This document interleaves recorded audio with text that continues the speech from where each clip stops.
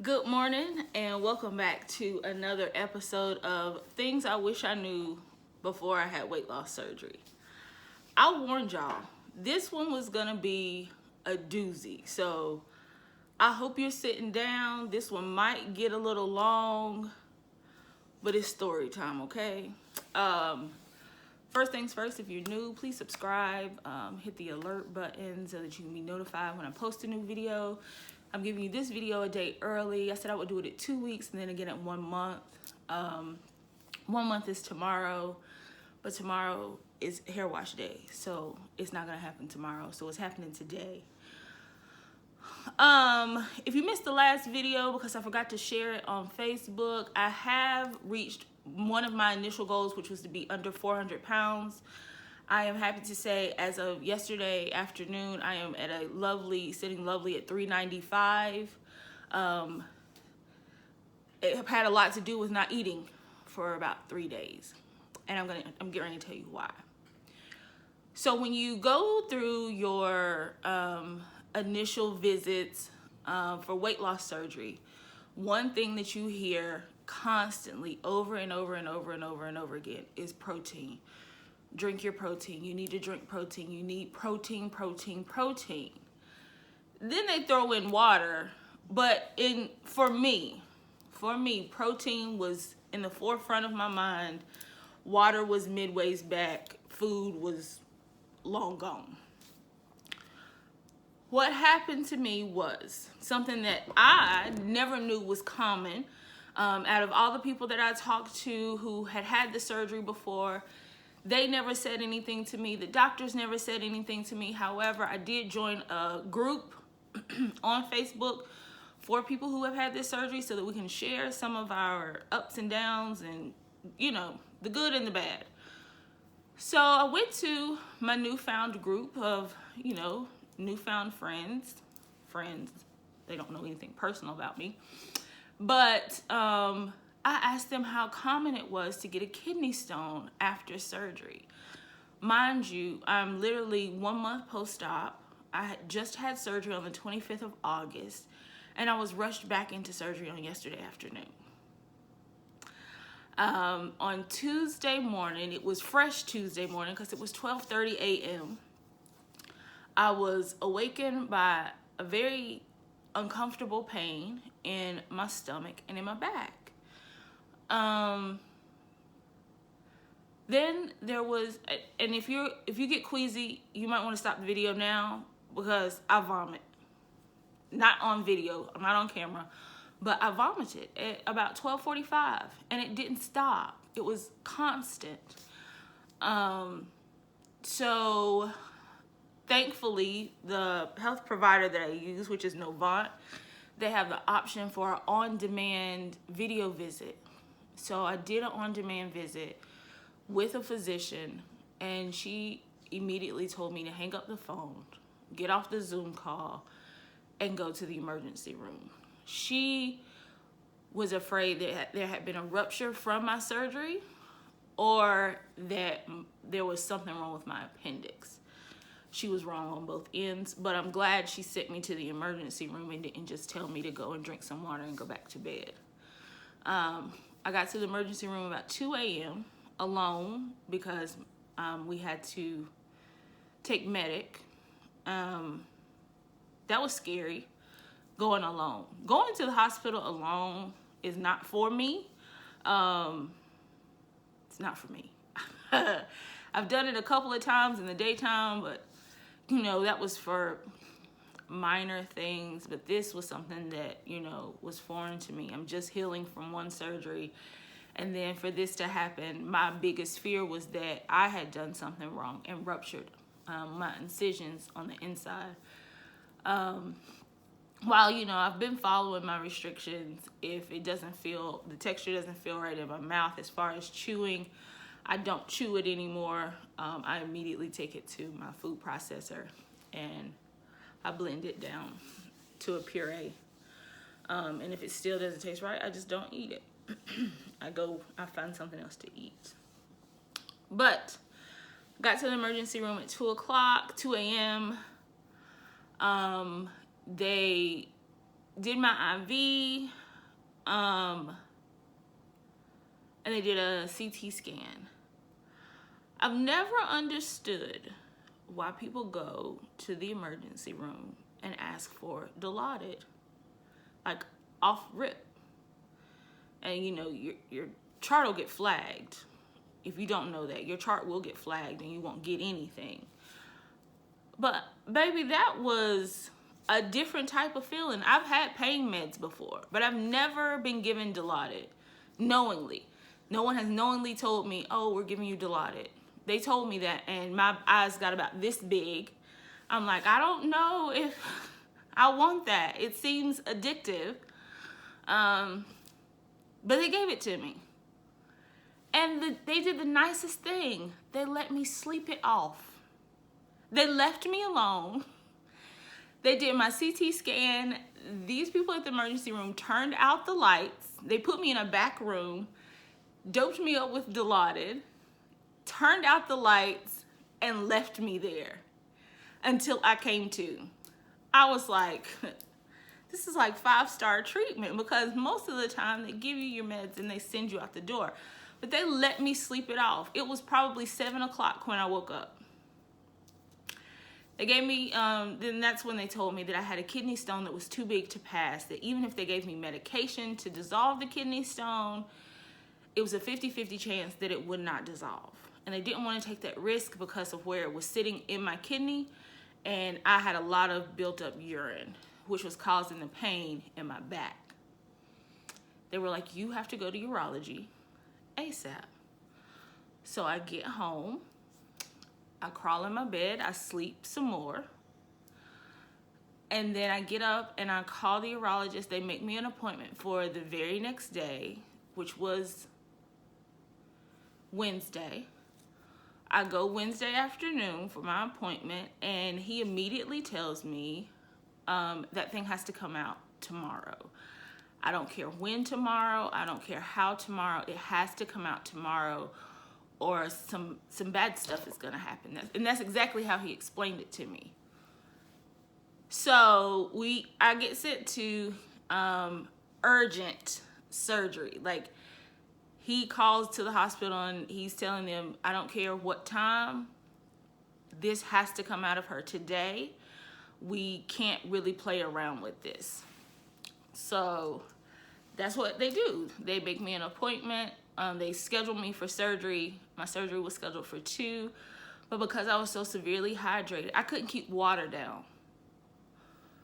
I couldn't take the pain medicine and the nausea medicine that they had prescribed for me because I couldn't keep anything on my stomach. Anything that went in came out like within seconds. It was like, oh, water, refreshing, it's gone. It was that bad. I was severely dehydrated, and I think I knew something was wrong weeks ago, but I was trying to let this whole thing play out. But the minute you notice something, like, you know your body better than anybody else does. I had made a couple of phone calls to some of my doctors regarding my issues and concerns, and they told me that it was normal. But again, I knew my body better than that, so I should have been a little more persistent.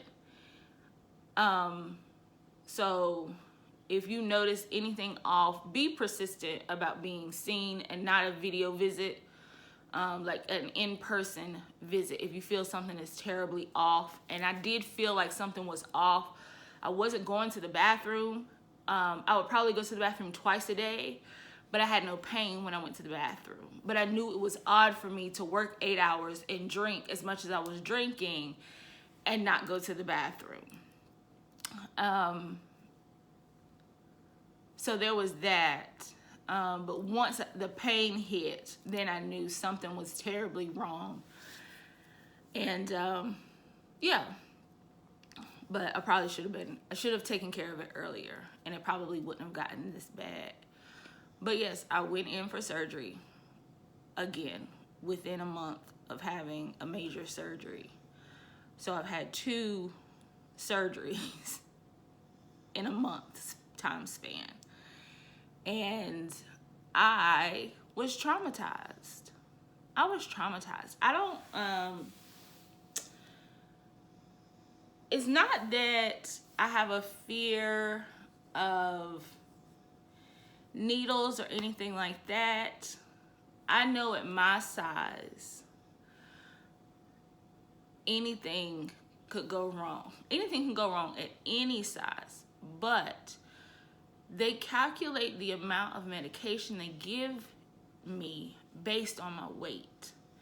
So whereas they can't give me and one of my cousins who was like 150, 175 pounds the same amount of medication. They're gonna have to give me way more because it's got to get through my system to function the way it's supposed to function. So that's always my fear, that they will get the calculation off and I won't wake up. I'm not a big fan of going under. I'm not a big fan of putting me to sleep. I joke a lot about how good the sleep is, but that's all it is. It's a joke. And I want you to understand that. It's not a laughing matter, but sometimes I have to laugh to keep from crying, and that's what I do. So that's my fear, and I feel like it's a rational fear for anybody to have to go under and be under for an unknown amount of time. I was initially told that my surgery would only last 30 minutes. So my rationale was I would be up in recovery no later than 3 o'clock.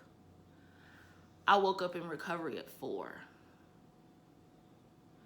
which meant I was under for an hour again. I didn't get home till about 5 or 6, and then I slept till 9 o'clock last night, and then I slept. I sat up for about 10 minutes, and then I was back asleep, and I slept the whole night.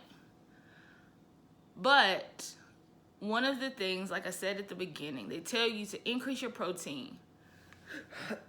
This is not a normal amount of protein that you would intake if you weren't doing weight loss surgery. They tell you to take in 64 ounces of protein, and they put you in a calorie deficit. I see a lot of people on Instagram talking about how bad calorie deficit is, but for some of us, a calorie deficit is necessary to lose the weight and to get to a healthy weight to where we can get to a gym. If you're anything like me, I have terrible arthritis in both knees. So the gym is the last thing on my mind. Well, it was. Now it's the first thing on my mind, and I can't wait to go down there tomorrow. Or later today. But yes, just the thought of walking, excessively used to traumatize me. So for some of us, calorie deficit is necessary. But back to the protein, I was taking in so much protein that I neglected my water. Was I still drinking water? Yes. Was I drinking enough to flush out all of that protein? No. Nowhere near enough. Especially after surgery. After surgery, your body is only going to take in so much. So I was so concerned with getting the protein in me so that I could function, get up and be able to go to work and move about my day, that my water kind of fell off. I slacked off. But before pre-op, I was getting an even amount because my stomach was still the same size. Now your stomach is next to nothing. So you have to find a healthy balance of water to protein ratio. I spoke with one individual. She was 9 weeks post-op and is working on her 4th kidney stone. If you've never had a kidney stone, I applaud you, kudos to you, and I pray to God you never have to experience it. I was told multiple times between Tuesday and yesterday that if I can handle a kidney stone, I can have a baby or 2. And that freaks me out, because if a kidney stone is worse than childbirth, that's awful. That's an awful pain that I would not wish upon my worst enemy. Never. That was some, whew. Those 3 days were very painful, and I thought for sure my husband was gonna finally kick me out of the bed because I was tossing and turning so much. Because I couldn't get comfortable, because I couldn't go to sleep, because I couldn't take my pain meds to put me to sleep to make me comfortable. So thank God the hard part is over. I'm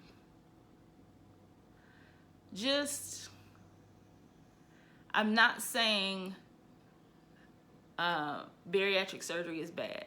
Don't take that away from this. Take away from this that it is a fantastic tool to use to get you back on track, to get you to a healthy weight for a healthy life-work balance, so that you can be here longer for your family. But in finding that healthy balance, find a healthy protein water balance. If you are on the road to weight loss surgery, on your pathway to weight loss surgery, post-op is going to be super, super, super important to make sure you're consuming all of the water that you need to make sure your kidneys are flushed and good to go. Because if not, you could possibly end up with a kidney stone. And what I thought was funny, after having a kidney stone removed, the hospital gives you soda. And even in my chart, it says I just had weight loss surgery. They gave me soda with a straw. If you don't know, post-op, you cannot use a straw. You can't. That's too much air, and you'll be super gassy and you will hurt. But they gave me soda. They didn't give me cranberry juice. They didn't give me a little bottle of water. I said I wanted ice chips. They brought me back 3 Seagram's ginger ale. Yay. But that's all I have for today. I hope you're doing well. If you have any questions, comments, concerns, please leave them in the comment section below. If you missed the last video where I talked about reaching my goal of under 400 pounds, it's there. Only one person looked at it, and it was probably me or my husband. But go and check that video out as well. I will be a little bit more intentional, but as you can see, things have been very crazy and hectic in my world. But I pray that you're doing well. Happy fall. It is fall. It is a lovely day here in North Carolina, and be blessed, and be nice to people. If you're not a hugger, I don't blame you, but if you're a hugger, give somebody a hug as long as they consent to said hug, okay? Have a great day. Be blessed.